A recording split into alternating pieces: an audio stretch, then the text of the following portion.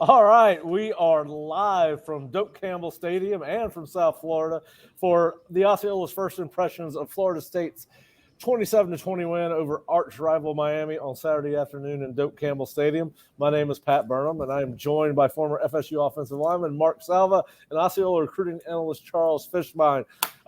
Guys, have you caught your breath yet? Yep. Hey. Mark has it. Mark's still out hanging out with the band, having a good time. Mark, what was it like in Doak Campbell Stadium tonight? Let me tell you something. It was it's about as electric as it could be. I mean, I was in the Champions Club, and every seat pretty much was taken. It was unbelievable. It was loud, and when the lights went down, the LEDs started happening. It was good. I mean, great energy. Tomahawk chop in full go. I mean, it was really a great atmosphere. I think it's about as good as it can get. Fish, what was it like watching it on TV at home? Typical Miami, Florida State game. A lot of intensity, guys playing hard, running fast, a lot of athletes. What you expect, pretty much what I thought the game would be, when we first started discussing the game over the past week. Yeah, listen, I think I know you and I, at least when we did our predictions for the game, both you and I thought it would be within a touchdown. And obviously, these games are not meant to be pretty. These are rivalry games, and not everything's going to go as planned. But FSU started fast in the first quarter. Fish, I know that was a key for you. Obviously, Miami countered in the second half, second quarter to bring it back to 10-10 at the half. And then really, Florida State had a very strong second half performance to get to hold off for a 27-20 win. The offense had 196 yards of total offense in the second half after being held to 1 yard in second quarter. And obviously the defense was dominant, only gave up 155 second half yards after giving 126 yards up in the second quarter alone. Just Fish, what were your thoughts on offense today? It's been a theme all year. They've come out and kind of had slow first halves, and then the talent takes over in the second half. Keon Coleman, they haven't paid him enough. He's worth every dollar of NIL money that you could give the kid. Yeah, Mark, what were your thoughts on the offense? It went about like I thought it would. Struggled to run the ball, and we hit on a few big ones, big plays. But I mean, the inconsistency running the ball kind of put us behind a little bit a few times. Johnny Wilson on those comebacks and the quick outs and that kind of stuff was good throws. And then, I mean, really the difference was Keon Coleman, punt return, touchdown pass. That was, and let me tell you something, Trey Benson, what a gear, right? I mean, that run, I was in that end zone, and that was the thing of beauty. When he broke through there and outran everybody, I was like, man, that was something. And at that point, I was like, you know what, that defense looked tired. And it was, and that was kind of my deal going into the game. I thought that we could wear them down in the second half, really take advantage of it. It started to go that way, but, and when Benson made that run, but then it just seemed to kind of bog down on offense again. And look, credit to Miami. You knew they were going to do really well. They did load the box. They played press man all night. And made it really difficult. And, they dialed up a couple of pressures that gave us trouble, when they were in that three-man rush with the two linebackers and twisting those linebackers all kinds of ways. And Jordan had to hold the ball a little bit with their coverage, and that got home. So, I mean, look, it was like this game always is. It's a war, right? It's not to equate war with a football game, but I mean, you got the impression that those guys gave everything they got on both sides. So I got to give credit to Miami as much as I hate to do it. They played hard. Well, listen, I think we knew it was going to be a dogfight, and that's what it turned out to be. You mentioned Trey Benson, 16 carries for 80 yards, average 5 yards a carry for the course of the game. And I'm going to tell you what, guys, those were hard arm yards, and he ran extremely hard tonight. And, of course, he was certainly buoyed by the fact that Johnny Wilson returned 5 catches for 82 yards, and obviously the Kai Douglas's catch for a touchdown was huge. I'm sorry, not the long pass. It wasn't a touchdown, but a long pass, 69. I think yards. And that was a key play in the game. But yeah, I thought the offense did it enough to win. Jordan Travis, 19-31, 265 with one touchdown. And I think the story of the day was probably the defense and really Alex Mastromanno, who I think 5 of Miami's drives in the game started inside their own 20. Yeah, that he was a weapon now. My son's a golf pro, and I looked at him. I said, I bet he's pretty good at golf. I mean, those punts were on point, man. And look, in the defense, the second half. I mean, look, that we were on the way to shutting them out. We were 2 scores up, and they didn't have a prayer. And then I was watching the front, so I don't know what happened in coverage. I guess you guys can talk about it. All I know is I look over after the ball's thrown, I see 2 of our guys on the ground and their guy running towards the end zone. So I wasn't even sure what happened there. But it looked to me like be some kind of freak kind of thing. So, I mean, outside of that, the defense dominated the second half. And because they weren't running. And I was shocked about how ineffective Miami was running the football in the second half. I mean, they were stuffing them pretty good. And that was good to see. I was glad to see that. Because that gives us hope for that last game. Because, they're going to try to do a similar kind of thing in the last game of the year. And if we can stuff the run like that, that bodes well going into the rest of the season. Yeah, Miami was finished with 131 total yards of rushing, and they had about 75 of those on the long scoring drive in the second quarter. So you're right, Florida State did shut them down in the second half, and I believe they had 4 3-and-outs in the second half and 2 other drives that were 5 plays or less. And then obviously the touchdown that you referred to was a pass down the sideline where Knowles took a bad angle and kind of knocked Cypress off the play. And obviously he would go down for a score. But, just what did you see from the defense, Fish and Mark, that made it so dominant in the second half? I think it was Miami's inability to really throw the ball past 10 yards. You have a freshman quarterback. This is why when people are always like, oh, throw the freshman in there, they're really not ready. Henry Williams will be a very good quarterback in the next couple of years, but it's a lot to ask. Florida State was mixing up the coverages, and they really weren't able to stretch the field. And that was a big concern of mine for Miami in this game, was that they didn't have that Keon Coleman or somebody that could stretch the field. They have a bunch of possession receivers out there. And when you can't stretch the field, you start to see those heavy boxes. Florida State was able to shut down the run in the second half, and not being able to pass is a bad combination.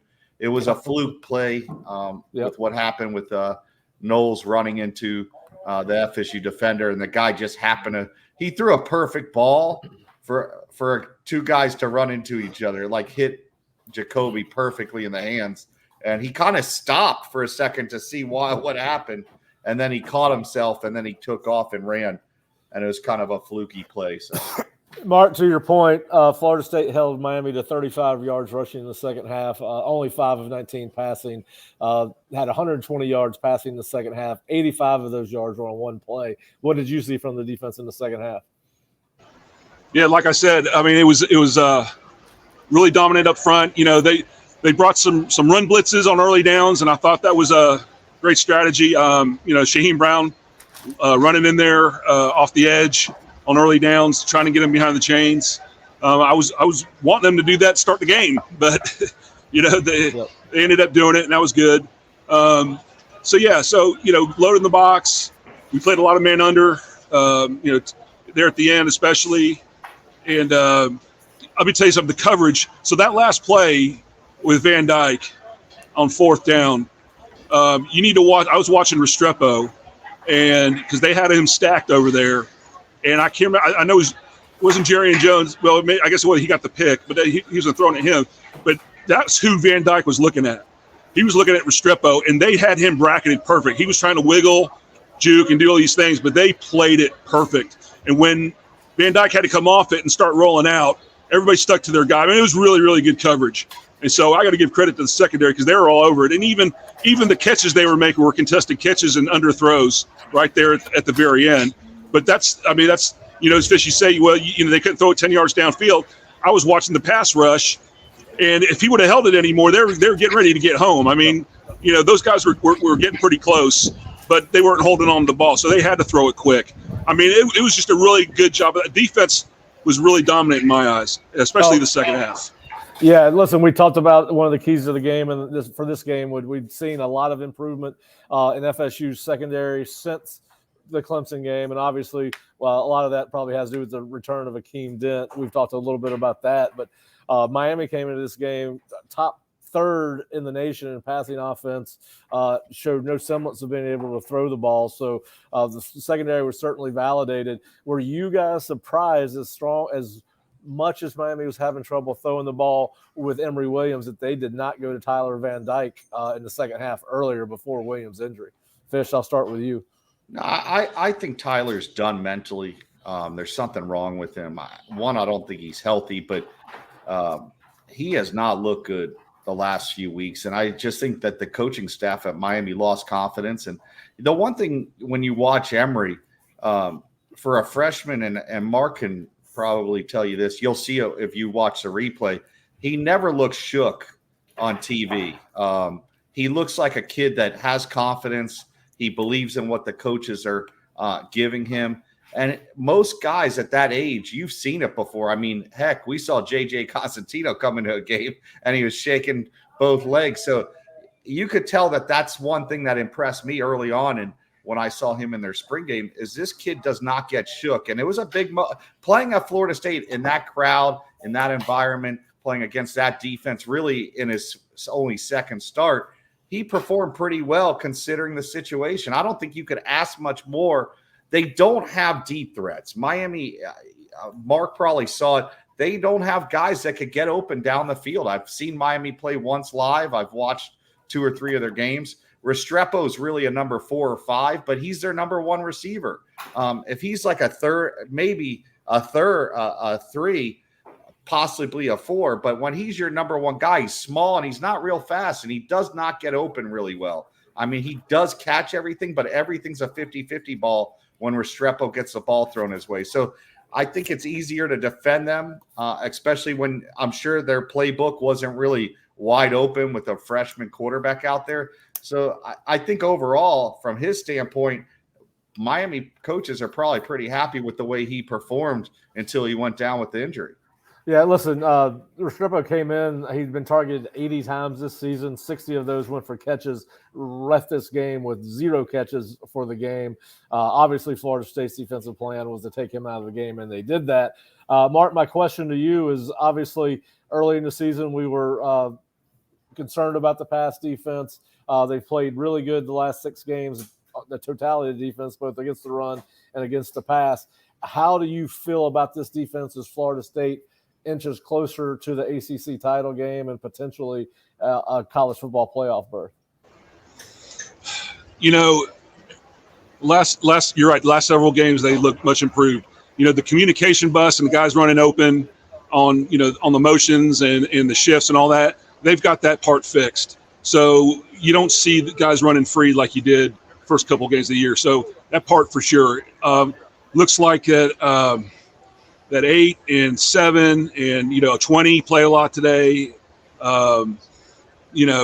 Obviously 23, but I tell you what, they seem to have that part down. So now they weren't facing Bill Walsh's West Coast offense either.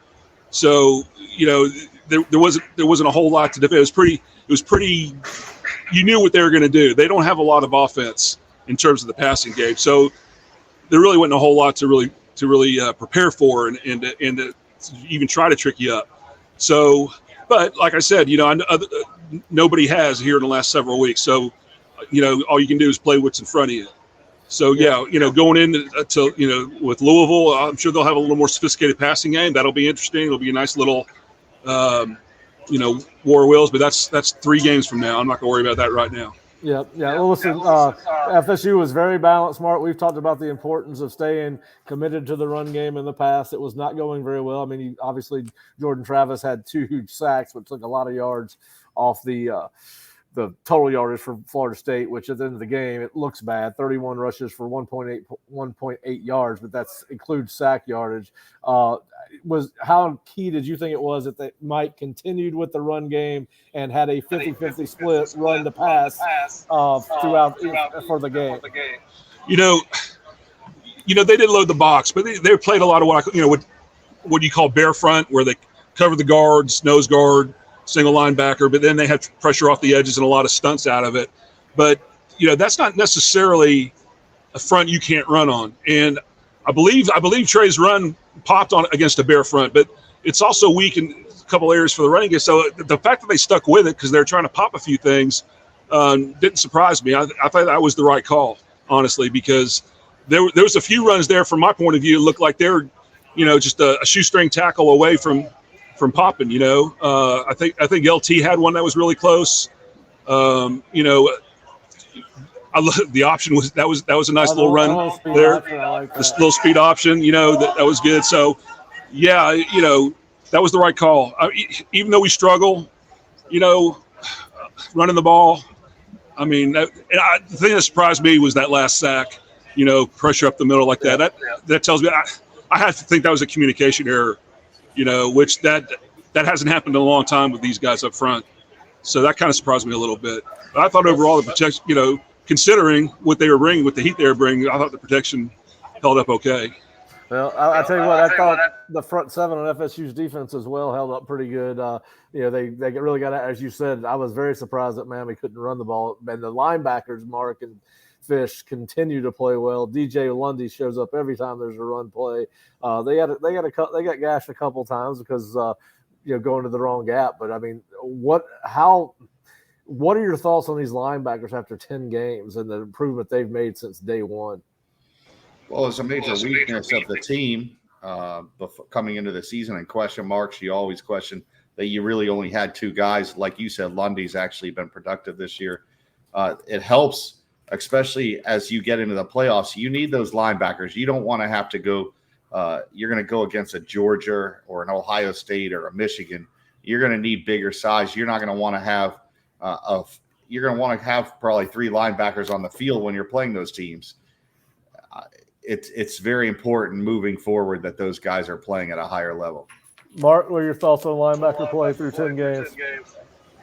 Yeah, they're getting better. That Lundy performing has been a welcome deal. Look, early in this game there were a few missed tackles where they got some run yardage up. I think some of them might have been safeties. I don't know. I got to look back at it. My point of view couldn't really see it all the time. But all that being said, look, they've gotten better. Really, for me, the linebacker play concern early in the year was in the pass coverage where a lot of those busts were happening. But turns out they got that fixed. And look, they're plugging the holes now. There was some good second half. It looked like good team defense to me. I mean, they mucked it up. Front guys got off the ball. Linebackers were plugging holes. Safeties, rushing the edge. I mean, it was a good performance there in the second half for sure. Yeah, and another thing I thought was key to this game, we talked a little bit about our keys to a win for FSU on Friday.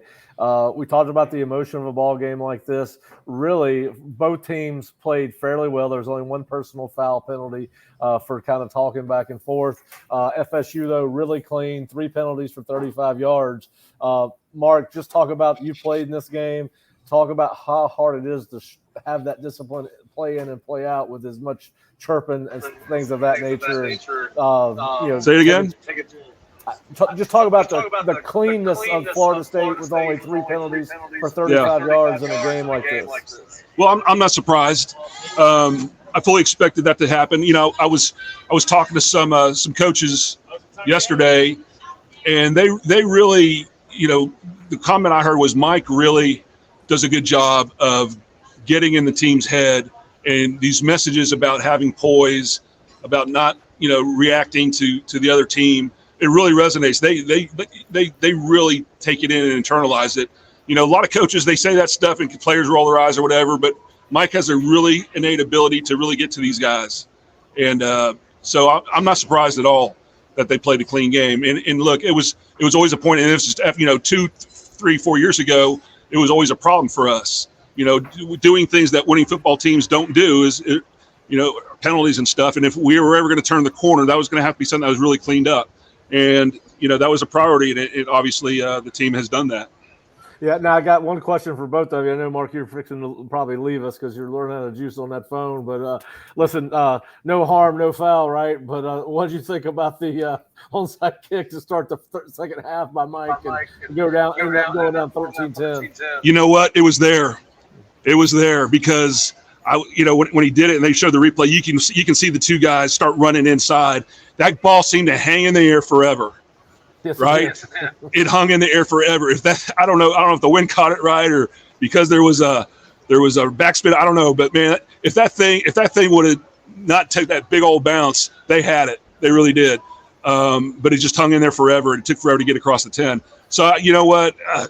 It's one of those calls. One of those calls that are worse. It's great. If not, you got a problem, right? And so that got him back in the game, gave him the lead briefly, and it was what it was. Yeah, I just wanted I was kind of surprised. I actually said to Kurt sitting here, do you think there's any chance that Michael tried onside kick to start the half? And I said it kind of jokingly. But, Mike he's a risk taker. He's aggressive. Fish, what were your thoughts on that? I think that's a panic move. I know they said they worked on it. I wouldn't have done it. I just think Florida State's a better team. Why even give them a chance to be in the game? You're pretty much – you can control the tempo. You can control everything. Florida State, there's no reason to give Miami any hope in a game. And if it doesn't work, if Miami scores a touchdown there, I think once again, you're trying to come from behind. I'm not a fan of what they did. All right, Mark, one last question. If you still got some juice. Yeah, I got about 4%. Keep going. You got North Alabama next week. Obviously, that's not going to be much of a game. How much confidence can Florida State get out of this game, get ready to go on the road to Florida in 13 days?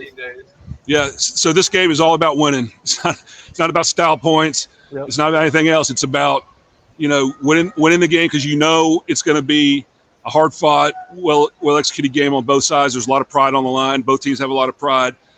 And so that's all you try to do. And I got that feeling that was the goal. It's just win the game, screw the style points. That doesn't matter because if we win them all, we're in anyways.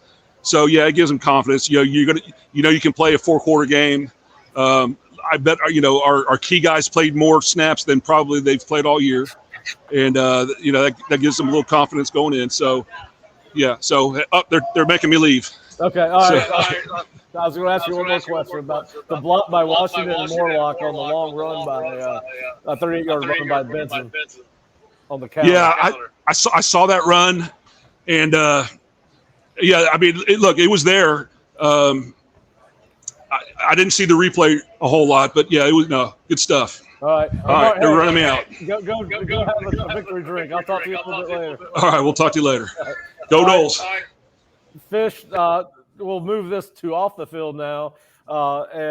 Listen, they had a ton of big-name prospects in town this weekend, including Cam Coleman and Jeremiah Smith, although Kai Bates, who's committed to LSU. Obviously, Cam Coleman's committed to Texas A&M. What kind of impact do you think a win like this will have in the state of Florida as it pertains to recruiting, as we really are about a little more than 6 weeks out from early National Signing Day? It can only help. Listen, Florida State has a lot to sell. We've always talked about this, and I've talked to Jerry about this. I always laugh. Kids in the state of Florida want to go to Florida State. The only reason they don't go there is you give them a reason not to want to go there. You look at Kai Bates. Here's a top-rated DB. He already sees that they've got a bunch of good DBs coming in. Why not be part of the number one DB class in the country? That's what they're going to sell. He's got to see what they put on the product on the field, that he's probably better than some of the guys they actually have out there starting, his potential. I'm not saying right now, right, but these guys have a chance to improve on what Florida State is right now and make them even better. So I think it gives them a great opportunity to go out and sell the program, and wins like this in an atmosphere. You've been in that stadium when it's electric. I remember going up for the Oklahoma game that year, even though FSU lost. It's a great stadium to go watch a game when it's a big time game. and the game means something. Yeah, listen, this place was rocking. I mean, usually we're kind of muted in here in the press box. Obviously, there's some open windows towards the end of the press box, but this stadium was packed. It was loud, and it was electric, as Mark said, for most of the night, and nobody went home with this one, man. So what are your thoughts as Florida State? Obviously, we asked Mark about Florida. How do you think this impacts maybe even some of the recruiting against Florida, as obviously these guys are always going to be head-to-head against each other? And I was actually asked by somebody today that they thought LJ McCray might still be in play. Have you heard anything like that? Well, I definitely think it helps with those guys. But if you look, I talked to you about this before. There has to be some interest, like FSU and Florida, even though they're going after LJ McCray and they're also going after the defensive back. If you look at Florida's class, there aren't a lot of head-to-head guys that they've gone after or shown interest. So unless there's that interest from before, like an LJ McCray, or you also have, the defensive back from Mainland, those type of kids, those guys you're going to have a shot at. And these type of games, as Florida State continues to win, you saw it with Timmy Jernigan. Timmy Jernigan was a heavy Florida lean for a long time, and then all of a sudden Florida State got some momentum. They beat Florida. He was in the locker room. He felt like he was part of the team after that win. And, you look at that, and that changed that kid's mind. So, yeah, you recruit these kids till the end. Just because a kid commits, until they sign on that dotted line, that doesn't mean anything. So I definitely think it will help them. Florida State needs help on the defensive line. I think if there's one part of their recruiting class this year is that, you're like, all right, it's a very, very good class, but they definitely can improve one area. I definitely think it's a D-line. Yeah, and you're going to be obviously losing Braden Fisk, Jared Verse, and obviously Farmer has a chance to come out if he wants. I think everybody's hoping that he doesn't. But, yeah, it's going to be interesting to see how they replace those guys. But I think a win like this obviously may turn some heads, particularly with when you've got your other two in-state programs not having the season that you're having. So I definitely think it helps. Fish, we're gonna miss you tomorrow, man. We're gonna be outside the Moore Center all day, waiting to talk to some of these guys as they leave after their unofficial visits. We're hoping to see upwards of 20 or so kids. So we'll definitely be in touch with you as we get information from them, and obviously, so that's. I just played a violin for you. I know. Listen, it's going to be a beautiful fall day, a high of 70 degrees, and we're going to split it up into shifts and be out there as long as these recruits are here. So it is going to be a fun day. But listen, it's going to be a fun weekend as Florida State moves to 10-0 on the season with a 27-20 win over Miami behind a really dominant second half performance, and particularly by the defense, who really just shut Miami down outside of one play to move to 10-0. And it's going to be a fun weekend for Tallahassee. It's a hard-earned win. Fish, you and I's score predictions were pretty good, man. You had 27-23, 23-17. I had 27-25. Well, you know how these rivalry games go. I mean, anytime, especially I remember back when Greg Jones had that big game, 199 yards. Miami had won real big the year before. I think going into the game, Miami was a 12 or 13-point favorite, and FSU was leading most of the game. There's a lot of pride. Guys knew what happened last year. Kids quit on that team. And, Mario played against Florida State, so you knew that game was going to be within a touchdown, 10 points, if you were a realistic Florida State fan that has experienced this series enough times. I've seen it too many times to sit there and go, oh, this game's going to be a blowout. We've seen it too many times. So. Yeah. Well, listen, I thought the same thing coming in, that they were going to even with the freshman quarterback. And I was shocked that they started him. I understand that Van Dyke may not be totally healthy, and that's part of it. And I've heard about his confidence being shaken, but the ball comes out of his hand a little bit differently. We saw that in the few plays he was in the game. So I was actually surprised that he did not pull him. But listen, Florida State did what it had to do. It was not pretty in these games. As we've talked about, these games are not going to be pretty, but they actually, just got to win. Yeah, all that matters. And listen, I think there's a lot of – we talked about this on Friday. There's some pressure with these games, right? Because Florida State knows it needs to stay perfect to guarantee itself or give itself the best chance to make it to the college football playoff. So not only are you playing your one of your two arch rivals in the state, but you're also playing to make sure that college football playoff committee is you're on the front of their mind, and of course 10-0 gets that accomplished. But Fish, man, I know you had a busy weekend with all the high school football games down there on Friday night, and we hope to see you up here in Tallahassee for the state championship games in a couple of weeks. But thanks for joining us, and listen, we're going to have a lot going on. We will have recruit reactions tonight and tomorrow.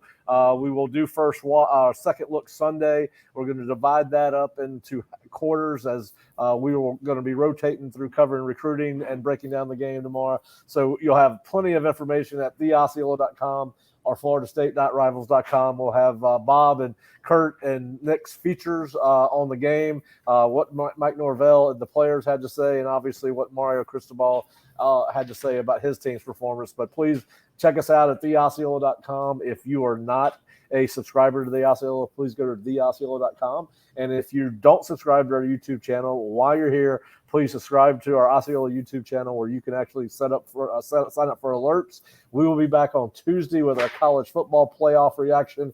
And then obviously we will wrap up Miami after all five of us have had a chance to do what we call Second Look Sunday. And that will be a live board thread tomorrow. We hope that you will interact with us there. But Florida State moves to 10-0 with a 27-20 win, 27-20 win over Miami with a really strong second half and to stay perfect on the season.